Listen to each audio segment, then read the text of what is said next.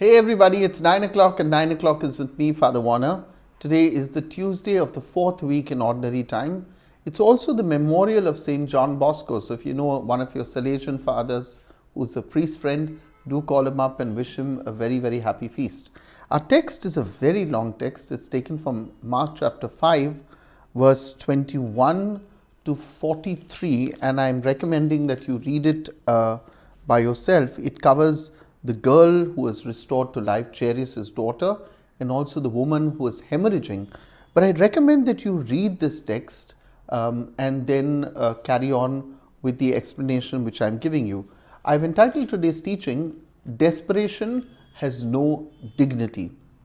Now, when you read, the Gospel of Mark, you would think that Jesus could be a jet setter of sorts, except that his mode of transport was not a jet, but a very humble fishing boat. But Jesus in the Gospel of Mark seems to be a man on a mission. He's zipping across Capernaum. From Capernaum, he takes a boat to Gerasene, as we saw it the other day, and then he goes to the west shore of the Sea of Galilee.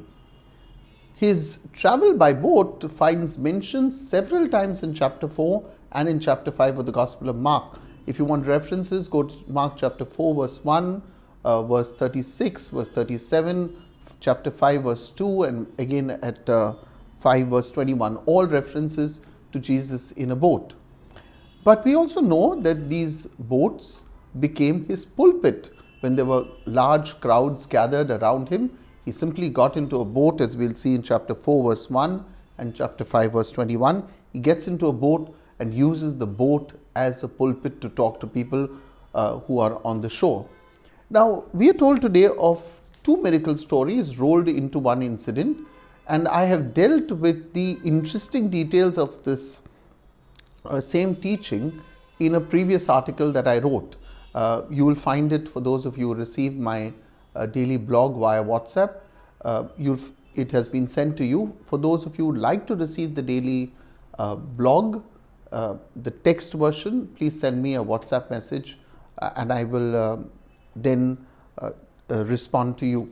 Now, for today, I want to focus on what we can take home as a point of reflection from this gospel. Now, we are told that Jairus was, straight away we know, he was a ruler of the synagogue. The ruler of the synagogue was really a man chosen to care for the physical arrangements of the synagogue.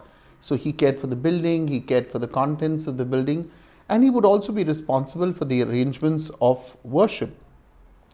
Now, while the details in the Gospel of Mark and Luke run practically parallel, barring a few minor differences, the Gospel of Matthew on the same topic takes a different turn. If you read the Gospel of Matthew, the synagogue ruler is not named. Here he is called Jairus. In the Gospel of Luke, he is called Jairus. In the Gospel of Matthew, the girl's age is not mentioned. Here we are told she's 12 years old. And in the Gospel of Matthew, we are told that when Jesus is approached by the synagogue ruler, the girl has already died. And the father requests, his request is, can you lay your hand upon her so that she will live again? In other words, in Matthew's Gospel, he requests Jesus, the synagogue ruler requests Jesus to reverse the death rather than prevent it. In Mark and Luke, Jairus, the ruler of the synagogue, will come and ask Jesus, can you prevent the death? But by the time Jesus is walking, the girl dies, and then of course you'll hear the rest of the narrative. Now, whatever be the case, here is a desperate man who falls at Jesus' feet. We are told that in verse 22. He falls at his feet and he begs him repeatedly. Now, it is not that Jesus needs to be begged repeatedly, because that's the impression we might get. It's not that Jesus needs to be begged repeatedly. That's not being stressed. What is really stressed by saying he begged repeatedly is to show the desperation of a father for his daughter that drives him, and when you're desperate, you repeat the same plea again and again. You say, please help me, help me, help me, help me. That's exactly what was happening. So he was repeating the same plea again and again without stopping. So this was really a tragic scene played out in full view, as we are told in verse 21, in full view of a great crowd, a father, a ruler of a synagogue, falling at the feet of Jesus, begging, and he's desperate.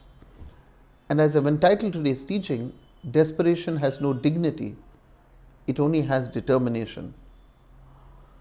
Now, while the gospel tells us of a very desperate and a very vocal father, it also goes on to tell us of a silent yet also a desperate woman. You know, in this great drama of Jesus' predicament, there is an unnamed and insignificant woman. Remember, Jairus is named. Jairus is somebody. Here, this woman is unnamed. She's a nobody. St. Mark also tells us of her desperation, and he does tell us of her desperation in great detail. You know, hers was a story of a physical suffering, one that she bore for 12 years. Her hemorrhage had caused her to endure much. That's what scripture says. She has suffered much. She has had several physicians and she was no better. She only grew worse with every passing physician. And then if you read the Gospel of St. Luke in chapter 8 verse 43, talking about the same narrative, Luke adds one more detail of her suffering. It says that she had also spent all her money on physicians. Here was a woman who was not just broken, she was flat out broke. And in the midst of desperation comes Jesus. You know, the woman not only receives a healing, but her faith is rewarded with the title of endearment, and please don't miss that, because many people miss it. Jesus heals her, and what does he call her? He calls her daughter. He calls her daughter. She's just no longer a nobody. Remember, I said she has no name. Now she has a name. She is the daughter of Jesus. Jesus calls her daughter. Her fear and shame and a financial struggle are all taken away in one swift move, all showcased by the proclamation of Jesus when he says to her, daughter, your faith has made you well. Go in peace. Be healed of your disease. And I'd love that you hear the same words today from Jesus. Looking at your faith, he says to you, daughter, son. Think of it. By our acclamation of faith, we become the children of God. You can walk around the streets. I can imagine this woman walking around the streets and somebody saying, who are you? And she will be saying, I'm the daughter of Jesus. I'm the daughter of Jesus. Okay, let's come now to our gospel narrative. Meanwhile, a desperate Jairus receives the news that his daughter is dead. One daughter was given life, another daughter dies. It was Jairus' turn now to have faith. He had seen what Jesus did for the woman. He had heard him say to her that her faith had made her well. This was Jairus' faith moment, because he is told by Jesus in that moment when he is told, your daughter is dead, Jesus in the same breath says to him, Jairus, do not fear, only believe. Look what I just did for that woman. And Jairus' faith was unwavering. This, when his household, we know, laughed in the Lord's face when Jesus said, the child is not dead but sleeping. They laughed. Jairus didn't. You know, St. Thomas Aquinas rightly said, and for all of you who watched that old black and white movie on Lourdes, the story of Lourdes, the story of Bernadette, we'll see that this line pops up, I think at the start of the movie. It says, and these are the words of St. Thomas Aquinas, the words are, to one who has faith, no explanation is necessary. To one without faith, no explanation is possible. Jairus and his wife believed, and their faith was rewarded. The woman with the bleeding believed, and her faith was rewarded. I believe, Lord. Help my unbelief. Today, I want to wish my dear friend Earl, who lives in London, a very, very happy birthday. Happy birthday, Earl, to Oriana, to all your 3 children. God bless you. God bless your family. and also to Fiona and Moses, whose wedding, I think it's the second wedding anniversary celebrated at Don Bosco's in Borivali, right in the heart of COVID. I think I went to their wedding. I remember wearing a mask and telling everybody, look, I've just traveled from Goa from a wedding where somebody at my table had COVID, and I was terrified I was going to give it to everybody else. Mercifully, I didn't.